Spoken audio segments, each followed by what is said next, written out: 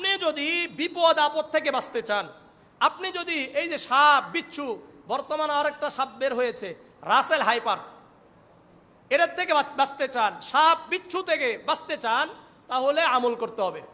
আপনাদেরকে দুটো আমল বলে দিই সকাল সন্ধ্যার জন্য। সুনানে আবি দাউদের, সংক্ষিপ্ত বলছে এটা, সুনানে আবি দাউদের 5088 নম্বর হাদিস, উসমান ইবনে আফফান রাদিয়াল্লাহু তাআলা আনহু থেকে বর্ণিত, আল্লাহর রাসূল বলেন, যে ব্যক্তি সকাল সন্ধ্যায় বলবে, মান ক্বালা হিনা ইউসবিহু হিনা ইউমসি সালাসা মাররাত বিসমিল্লাহিল্লাযী লা ইয়াদুররু মা ইসমিহি শাইউন ফিল আরদি ওয়ালা ফিস সামাই ওয়া হুয়াস সামিউল আলিম, এই দোয়াটা সকাল এবং সন্ধ্যায় কয়বার, লাম তুসিবহু ফাজআতু বালাইন,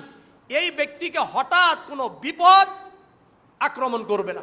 হঠাৎ কোনো বিপদের সম্মুখীন এই ব্যক্তি হবে না। তাহলে বিসমিল্লাহিল, আমার সাথে বলেন,